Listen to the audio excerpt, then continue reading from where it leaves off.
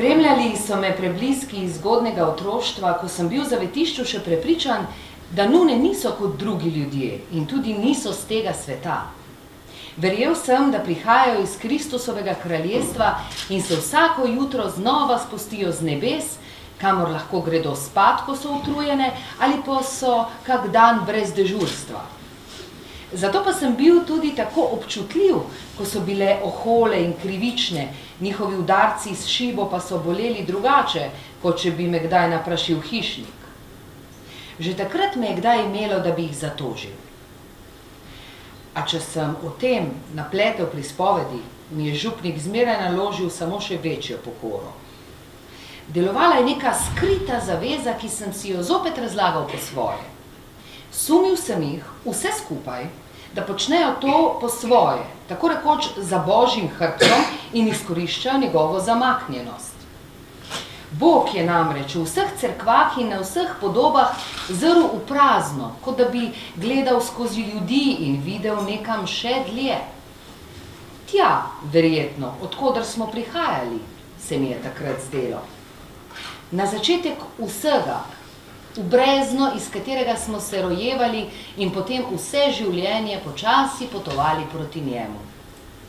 Zagledal pa nas je mogoče res šele na koncu, ko smo bili že tik pred njim in je zato verjetno takrat tudi vprašal, kaj smo dobrega ali slabega počeli v življenju.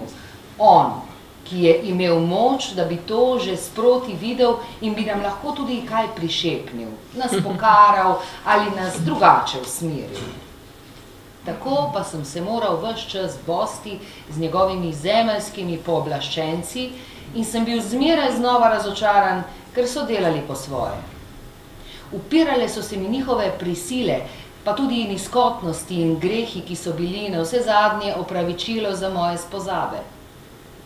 Iz leta v leto sem zato postajal do njih vse bolj sovražen, pa tudi predrzen.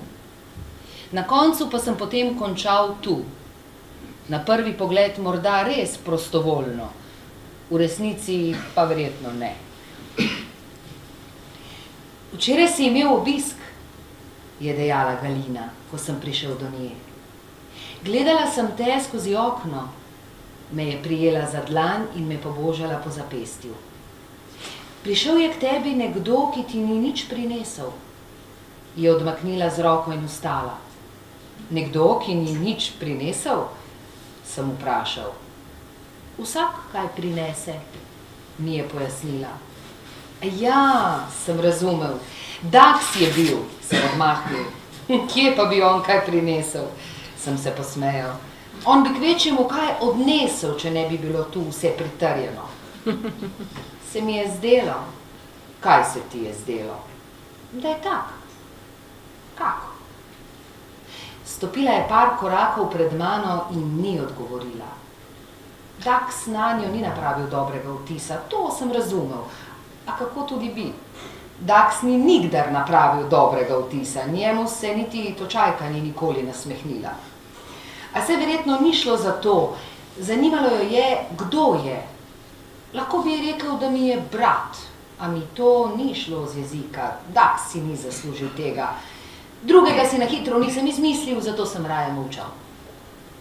Upal sem, da je ne zanima tako zelo, pa da ji bo, kot ponavadi, že kaj odtegnilo misel, pa tokrat ni bilo tako. So ljudje, ki se jih še mačke bojijo, je rekla in vedel sem, da govori o njem. Le kako se jih potem ne bi bale žalke? Me je pogledala preko rame. Če bi samo videl, kak nemir je bil včeraj vse tu okrog, ko sta se tam prerekala, je pokazala z roko proti kurilnici, kjer sva res šla okrog. Obstal sem prepoln nekake slutnje. Seveda sva se prerekala, a kako se je lahko to z okna videlo?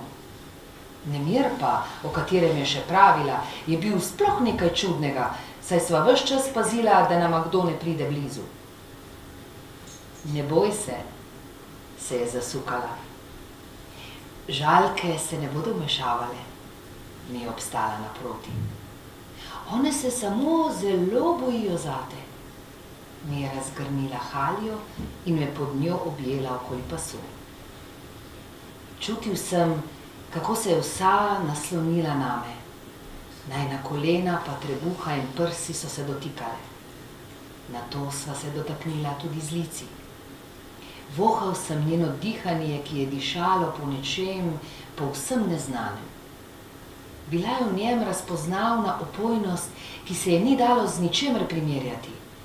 Nikoli mi še ni človeška sapa tako dišala. Tudi ničesar drugega ni bilo, kar bi me kdaj tako zasvajalo. Morda je bila takega okusa samo še voda v čudežnih studencih, ki je zdravila in spreminjala junake, a je seveda nikoli nisem pil. Zdaj pa se mi je to pač dogajalo.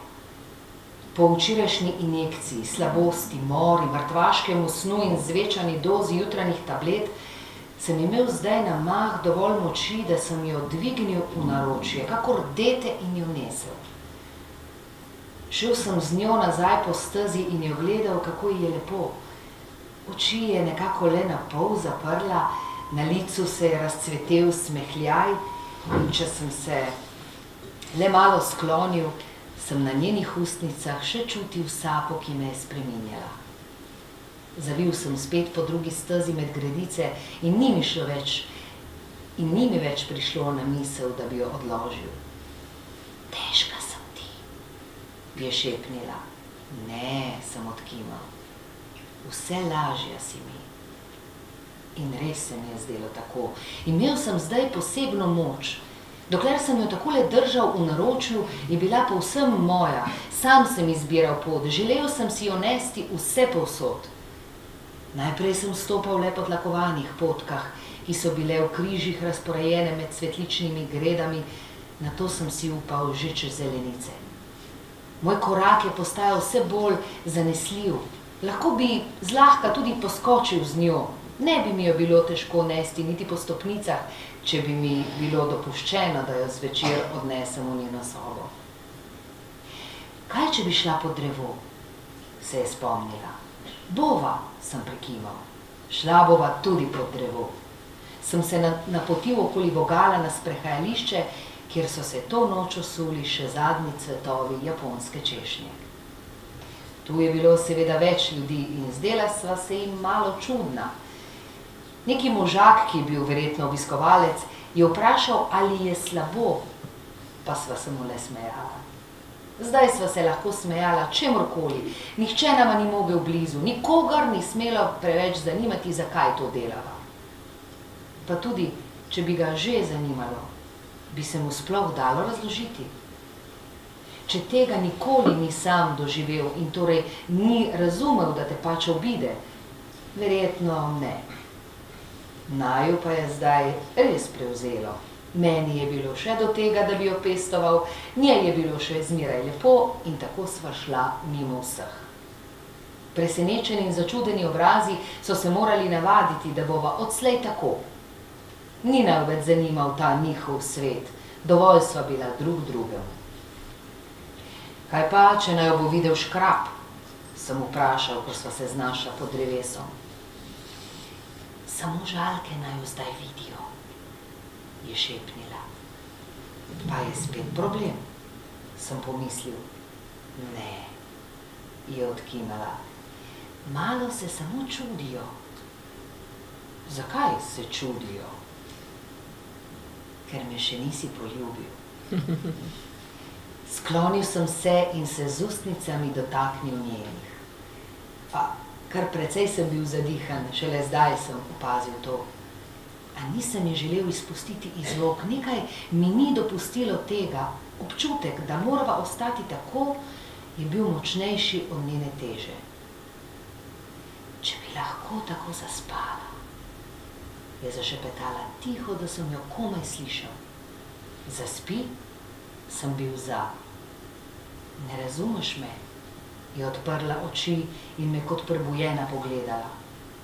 Če bi lahko zdaj tako zaspala zaskoz, je privzdignila obrvi.